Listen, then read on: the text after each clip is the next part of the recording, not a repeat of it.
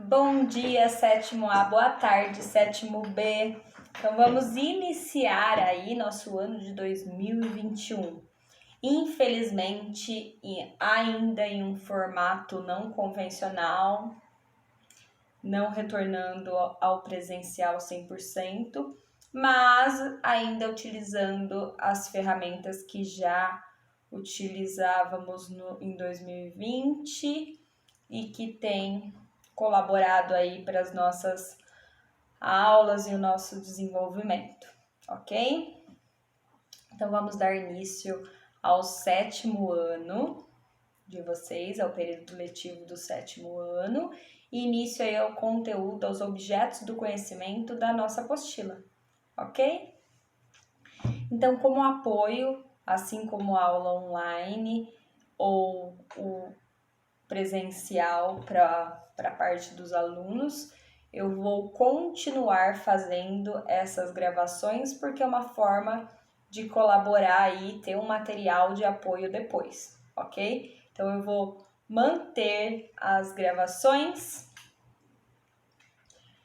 Muitas aulas a partir do segundo bimestre já ficaram gravadas do ano passado, mas diferente das outras séries, das outras turmas, o sétimo ano vem com mudança. Então, no sexto ano, a apostila de vocês já veio de acordo com a BNCC, então, com mudança aí nos objetos do conhecimento, no conteúdo trabalhado ao longo do ano. E agora, em 2021, no sétimo ano, vocês continuam com essas mudanças. Então, a aula do sétimo ano, este ano de 2021, serão todas renovadas, todas novas aqui. Os objetos do conhecimento, eles se mantêm, mas muda de acordo com o bimestre e a forma com que é trabalhado, ok? Então, vamos lá. Bom retorno a todos. Todos já sabem das suas responsabilidades enquanto estudante, enquanto aluno, em relação à organização aí da semana de vocês e dos trabalhos e avaliações e tudo mais, ok? Então, vamos lá. O primeiro módulo da apostila de vocês, ele é um pouquinho mais extenso. Por que ele é mais extenso? Porque ele é um apanhadão de tudo que vamos estudar esse ano. Então, diferente do sexto ano, que a gente tinha aquela base da geografia física muito intensa, agora teremos o estudo do Brasil especificamente. Vamos começar com a questão da população. Então, tem dados novos, muitos gráficos, muitas tabelas e muitas informações quantitativas. E esse início aí desse período, do sétimo ano, é muito importante, porque esse primeiro módulo e primeira apostila de vocês, esse primeiro momento, é a base para os demais, ok? Lembrando que o conteúdo ele não se encerra e inicia outro, e sim é uma continuidade. Então, atenção.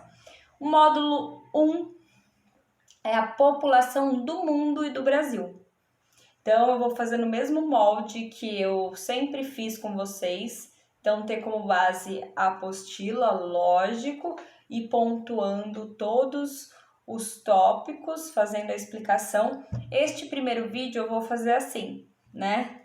Aparecendo. Os demais eu viro, porque tem funcionado muito bem. Porque aí fica claro, vocês observam e acompanham aí na apostila de vocês, ok? Então, bora lá. Módulo 1, população do mundo e do Brasil. Então, população, estamos falando do quantitativo, do número das pessoas do mundo e do Brasil especificamente, tá bom? Então, a população mundial ela é bastante diversificada e essa diversidade ela se pauta no quê? Nas características físicas e culturais. Então, características físicas a gente chama de etnia. Então, quais são essas características físicas? Cabelo, pele, estatura, traços físicos, né? E os culturais. Quando falamos da cultura de uma população, estamos falando da forma, dos costumes, dos hábitos, da alimentação, que é a base cultural também, religião, Então, esses são os pontos da questão cultural, manifestações com festas, crenças e tudo mais, tá bom? Então, a diversidade, tanto no mundo quanto no nosso território, ela é bastante diversificada, bastante heterogênea, ok? A distribuição e a característica da população. Lá na página 233 da apostila de vocês, tem um mapa que mostra aí a distribuição da população no mundo por áreas. Então, a gente percebe, quanto mais escuro o gradiente de cores aí do mapa, maior a concentração da população. Então, a gente percebe que ao longo de todo o território mundial, essa distribuição é irregular. O que isso significa? Alguns locais específicos com uma concentração muito intensa, enquanto outros lugares aqui do globo, representado no mapa, tem uma concentração minúscula da população. Então, a população ela é desigualmente distribuída, tanto no mundo quanto no nosso território, no Brasil, ok? E aqui na página 232, voltando um pouquinho, tem por que agrupar as populações. Então, o que significa agrupar? É separar por características para melhor compreender o total, ok? Até porque se estamos falando de um país, o Brasil, em torno de 210 milhões de habitantes, e o mundo, em torno de 8 bilhões de habitantes, nós estamos falando de uma variedade aí, né? De idade, sexo, etnias, culturas. Então, a gente vai na tabelinha aqui da página 232, tem uma forma de agrupar essa população, para melhor compreender essa população. Então, a gente agrupa por faixa etária, então a gente divide a população em 3 grupos diferentes, para melhor compreensão. A faixa etária dos jovens, dos adultos e dos idosos. Então, os jovens de 0 a 19 anos, os adultos de 20 a 60 anos e os idosos acima de 60 anos. Então, é a distribuição por faixa etária, ou seja, idade. Depois, situação de domicílio, né? Então, onde a população reside, se a concentração é em determinado continente, se a concentração é em determinada região de um país, enfim, se está associada à questão do clima, regiões mais quentes tem uma concentração mais intensa da população, regiões mais frias têm uma concentração menor da população, então é a situação de domicílio. Gênero, homens e mulheres. Então, há um predomínio de mulheres no mundo. Se a gente comparar aí pelo gênero, a porcentagem da população feminina é maior do que a dos homens. No mundo e no nosso país também. Depois vamos falar sobre isso. A religião, aqui que eu coloquei como uma forma de agrupar, mas nós enxergamos a religião aí dentro da ciência, da geografia em si, como cultura, tá, gente? Não é discutir religião, e sim agrupar diferentes parcelas aí da população a partir de um ponto cultural que é a religião, tá bom?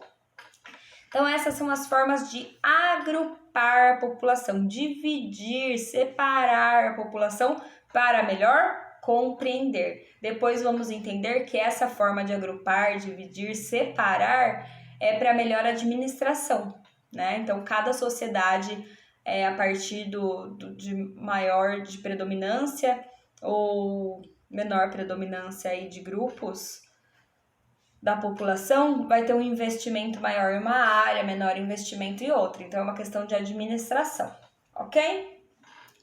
Distribuição da população no mundo. Então, o mundo é dividido de forma irregular, né? Uma distribuição da população que ela é irregular. Aqui na página 232 tem um gráfico pizza, que mostra aí a composição, a porcentagem da população nos diversos continentes. Então, primeiro, quem ganha aí é o continente asiático, com 59,6% de toda a população mundial. Então, um único continente com uma concentração maior que 50% da população. Lembrando que na Ásia temos 2 países que sozinhos, os dois têm 2 bilhões de habitantes, sendo que o mundo tem 8, em média, né, 8 bilhões de habitantes. Então, olha só, pra gente entender. Carinhosamente, a Ásia é chamada de formigueiro humano, porque muita gente, uma concentração muito intensa aí, nos países asiáticos, no continente e em países mais especificamente. Depois vem a África, com 16,9% da população mundial. Depois vem o continente americano, com 13,2% da população mundial. Depois a Europa, com 9,7% da população mundial. E a Oceania, ali, que é composto pela Austrália e os países insulares, que são as ilhas, com 0,6% da população. Então, só esse gráfico, a gente já percebe que a distribuição da população nos continentes, ela é irregular, ela é diferenciada, ok? Até aqui, na questão do quantitativo, quantitativo é o número. População absoluta e países populosos. Prestem atenção nesses 2 termos porque eles confundem e não são as mesmas coisas, ok? Então, população absoluta e população relativa. Um país populoso ou povoado, ou populoso e povoado. Então, essas 2 palavras têm diferenciação, ok? Então, a população absoluta é o total de habitantes, independente de qualquer coisa. Então, população absoluta, o total de habitantes que tem em um determinado território. Então, o Brasil, em média, aí, 210 milhões de habitantes. Então, o Brasil é um país populoso. Então, tem um número significativo aí do geral da população, ok? E a população relativa? O que é diferente da população absoluta para a população relativa? Ela é relativa, o número total da população é relativo em relação ao território, ok? Então, população relativa é a mesma coisa que densidade demográfica, ou seja, é o total da população de um território dividido pelo tamanho físico do território, que consequentemente chegaremos em um número relativo de habitantes por quilômetro quadrado. E aí a gente chama de uma região mais povoada ou pouco povoada. Por exemplo, o Brasil é um país populoso, tem um número significativo aí de habitantes, 210 milhões de habitantes. No entanto, é um país pouco povoado. Por quê? Quando dividimos o total de habitantes do nosso território, do país, pelo tamanho do nosso território, que é imenso, né? São dimensões continentais, o nosso território, a gente tem uma média aí de 22, 23 habitantes por quilômetro quadrado. Então, a gente fala que é pouco povoado. Diferente, por exemplo, de alguns países asiáticos ou europeus, onde o território do país é pequenininho. Então, os países asiáticos, uma população imensa, tem países com mais de 1 bilhão de habitantes, né? Os países, alguns, são bastante extensos também. Mas quando a gente faz essa divisão do total de habitantes pelo tamanho do território, a gente encontra aí nos países asiáticos 600 habitantes por quilômetro quadrado. Então, são países muito populosos e muito povoados, ok? Difícil? Dá um nozinho na cabeça aí, mas não é nada tão difícil assim. Só não esquecer desses 2 termos que vamos utilizar mais para frente. Ok? Em relação a populoso, povoado, população absoluta e população relativa. Então, continuando aí. Aqui, ó. Aqui na página 234 tem um gráfico. Esse gráfico mostra os 10 países mais populosos do mundo. Populosos é o número total de habitantes, tá? Então, aí na página 234 tem esse gráfico, ele mostra, ó, primeiro vem a China, depois vem a Índia, depois os Estados Unidos, a Indonésia, Paquistão, Brasil. Brasil tá aí na 6ª posição de país mais populoso do mundo. Depois Nigéria, Bangladesh, Rússia e México. Então aí são os 10 maiores em população, tá, gente? Não em território. Não especificamente em território. Continuando. Uma população predominantemente urbana. Se compararmos o mundo, né? Colocamos essa comparação do mundo como um todo, vamos perceber que a população do mundo, em sua maioria, ela é urbana, ou seja, as pessoas vivem nas cidades e não mais no campo. Mas se compararmos mais especificamente continentes e alguns países, vamos perceber que alguns países tem uma população muito maior nas cidades em comparação a outros, ok? Tudo bem? Então vamos lá, mais da metade da população mundial vivem nas cidades. E o que traz aí uma preocupação. Por quê? Uma população concentrada nas cidades significa problema. Por que problema? Vamos enxergar a nossa cidade. Então, uma concentração da população tem alta taxa de desemprego, a desigualdade social mais intensa, a questão do trânsito é um problema, problemas ambientais. Então, todo esse conjunto e esse crescimento aí das cidades, principalmente nas últimas décadas, trouxe também uma série de problemas. Lembrando que quando vamos falar do ser humano, quando vamos falar da população, surgem também os problemas, né? É muito difícil não levantar esse assunto, o ser humano em si, e não trazer problemas, né? Ser humaninho.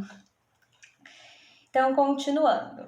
A população brasileira. Então, o nosso é um país populoso, porém pouco povoado. Isso já falamos. Na página 236, na 235 tem aqui, olha, um cálculo mostrando para vocês como é uma média do cálculo da população, tá? Na página 236 tem um mapa do nosso país, do nosso território, e aí conseguimos observar a densidade demográfica, a concentração da população. A concentração da população no nosso território, ela não é igual, nem todos os estados, nem todas as regiões, nem todos os lugares têm a mesma quantidade contingente de população, né? Então aqui podemos perceber nesse mapa, olha, que as regiões mais próximas ao litoral têm uma concentração mais intensa da população. Então, as regiões vermelhas aí do mapa mostram mais de 100 habitantes por quilômetro quadrado, enquanto as regiões mais clarinhas aí, mais na região norte, tem uma concentração maior desses espaços, menos de 1 habitante por quilômetro quadrado. E o que vai explicar essa maior concentração de habitantes na região litorânea? É um contexto histórico que depois vamos estudar, tá bom? Então, a história explica isso pra gente, porque no litoral e alguns lugares específicos, a concentração da população é muito maior em comparação com outros espaços, tá bom? Tudo bem até aqui? Sim, não, talvez? Então, a população urbana no Brasil. O Brasil, mesmo sendo um país subdesenvolvido, ou seja, um país pobre, que até recentemente, até pouco tempo atrás, em torno de 30 a 40 anos, o que é um curto período de tempo, era um país bastante rural, onde a população no campo era significativa. Atualmente é um país predominantemente urbano, então a maior parte da população vive nas cidades, nos centros urbanos. Então isso é um dado recente aí, depois a gente vai entender também um pouquinho dessa questão histórica, tá bom? Então quem influenciou essa concentração, essa vinda, a saída da população do campo em direção às cidades? A industrialização. Então, lá na história vocês já estudaram, ou vocês irão estudar ainda, mas o que aconteceu? Por volta aí da década de 60, 70, houve um período muito intenso que a gente dá o nome de êxodo rural. O que significa esse palavrão, né? Essa palavra totalmente diferente. Então, o êxodo rural é a dinâmica de saída da população do campo em direção à cidade. E por que será que essa população saiu do campo e começou a se direcionar para a cidade? Por conta do início, do surgimento aí, do desenvolvimento da indústria. Então, foi um período onde a indústria começou a se instalar nos centros urbanos, nas cidades. O café, que era um produto de alto rendimento lucrativo, deixou de ser importante. Então, o campo, né, principalmente de algumas regiões que predominava aí a produção e a exportação do café, deixou de empregar a população, além do que também as condições de trabalho no campo, elas eram mais precárias, e aí a população começou a fazer esse pêndulo que a gente chama, né? O que é o pêndulo? A saída, a migração da população do campo em direção à cidade, porque eles iam para a cidade procurar o quê? Melhor condição de vida e trabalho. Ok? Então, esse foi um período muito importante aí que deu o início do crescimento intenso das cidades brasileiras. Então, o crescimento populacional, eu coloquei alguns dados aqui que aparece na apostila de vocês, é lógico, que o século XIX teve um crescimento mais lento aí da população e principalmente dessa questão da população concentrada nas cidades. Segunda metade do século XX, um aumento da produção de alimentos, melhores condições sanitárias, melhora nas condições da ciência e aí, consequentemente, a população foi aumentando. Então, a população saiu lá do campo numa condição de vida bem inferior, começou a vir para as cidades e as cidades passaram a se desenvolver. E não só a cidade, assim como a qualidade de vida da população. A qualidade de vida da população relacionada a trabalho, saneamento básico, alimentação e serviços básicos está diretamente relacionada à taxa de crescimento dessa população. Não só crescimento, como a expectativa de vida, ou seja, até quanto essa população vai viver, a qualidade de vida dessa população. Provavelmente vocês já estudaram em algum momento e viram lá a história que há 50 anos atrás, em média, né, que não faz tanto tempo, a expectativa de vida da população era baixa. O que significa isso? As pessoas morriam mais cedo, né? E com o passar dos anos, com o desenvolvimento aí da ciência, da medicina, as pessoas passaram a viver melhor e a viver mais, ok? Então, por exemplo, febre amarela. Febre amarela é uma doença que existe vacinação, existe tratamento. Lá no passado, inclusive na nossa cidade, a febre amarela já quase dizimou a cidade de Campinas, né? Na década de 20, 30, mais ou menos. Por quê? Porque era um período que não tinha esse avanço da ciência, da tecnologia, de regras sanitárias. Então, a população morria com doenças, gripes, que hoje em dia existe cura, existe prevenção, existe consciência, enfim, informação sobre. Então, para vocês perceberem aí que essa questão da saúde, qualidade de vida, está diretamente relacionada à qualidade de vida, óbvio, da população e, consequentemente, quanto as pessoas estão vivendo, como elas estão vivendo, ok? Então, o crescimento da população brasileira, depois tem um dado aqui que eu vou passar para vocês sobre números. Então, se a gente pegar o Brasil lá, em um determinado período, eram 10 milhões de habitantes em todo o território e atualmente são 210 milhões de habitantes. Então, o quanto esse crescimento foi significativo.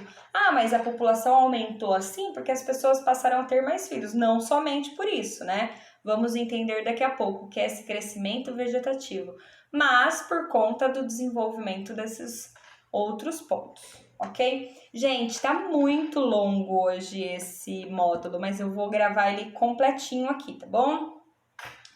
Na página 239, tem um gráfico para analisarmos. Então, esse gráfico ele mostra o crescimento da população. Olha só, o crescimento da população no mundo, de 1650 até uma perspectiva para 2050. Então, percebemos que lá em 1650, a população mundial era em torno de 500 milhões de habitantes. Como se fosse aí uma média de duas populações do Brasil, isso para o mundo todo, tá? A perspectiva para 2050 é de quase 10 bilhões de habitantes. Então, um crescimento significativo aí, ok? E como que a população cresce? Então, o que significa assim? A população cresceu. Como que ela cresce? A gente chama isso de crescimento vegetativo. Então, o que significa? É uma média do número de óbitos, ou seja, da taxa de mortalidade e da taxa de natalidade. Mortalidade é o número de mortes, num período de 1 ano a cada 1.000 habitantes, e a natalidade é o número de nascidos, num período de 1 ano a cada 1.000 habitantes. A diferença aí entre o número de óbitos e de nascidos é a taxa de crescimento da população. Vou dar um exemplo, ok? Então, a taxa a cada 1.000 pessoas. Então, num grupo de 1.000 pessoas, 200 pessoas morreram no último ano. Um exemplo. E a taxa de natalidade foi de 500. Então, teve um crescimento positivo aí, certo? Então, 200 morreram, 500 nasceram, temos uma taxa de crescimento aí de 300 indivíduos no último ano, ok?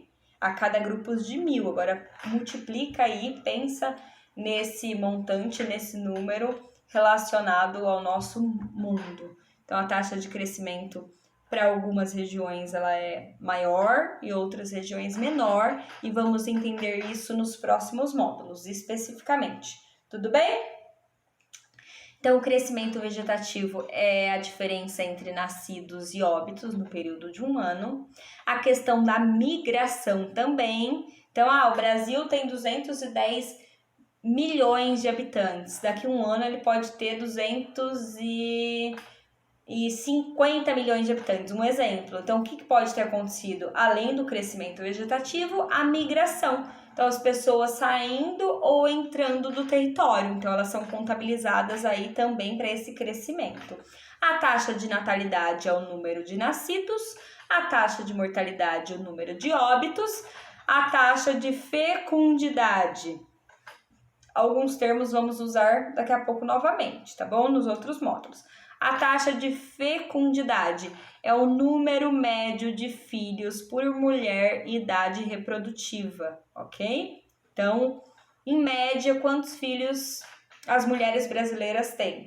Então, há 30 anos atrás, elas tinham uma média de 6 filhos.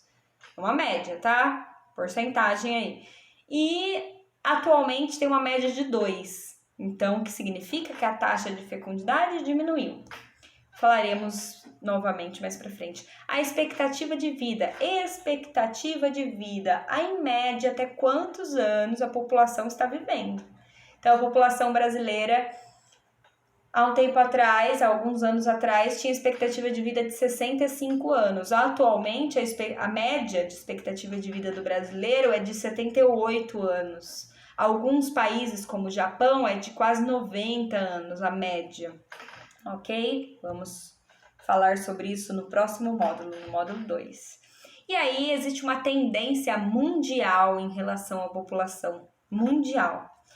Então, a tendência mundial é que o número de filhos por mulher e idade reprodutiva, a taxa de natalidade tenha uma queda. E depois vamos entender por que isso acontece. E até porque também tem uma variedade a depender da condição econômica de cada território, de cada país, ok? Então, observa essa tendência mundial de menor taxa de natalidade e maior expectativa de vida. Então, está nascendo menos e as pessoas estão vivendo mais, por uma série de motivos, uma série de razões, principalmente a melhora da qualidade de vida, o desenvolvimento da ciência e assim por diante. Ok? Então é isso nesse módulo. Eu sei que ele foi imenso, gigantesco, mas ele é a base aí do início do nosso 7º ano, que é muito importante. Vocês já são mocinhos e mocinhas do 7º ano, ok? Então esse ano vamos estudar o Brasil especificamente e a população, nós, para entender todo esse conjunto. Então, nos encontramos na aula online e alguns lá na presencial, que agora a gente está no sistema de ensino híbrido, que a explicação aqui sirva como um apoio também para uma consulta posterior ou realização de uma atividade. Teve dúvida? Entra em contato com o professor, tem o CLASEP, várias formas de comunicação. Não deixe todo o conteúdo virar uma bola de neve que depois vai ser difícil para carregar.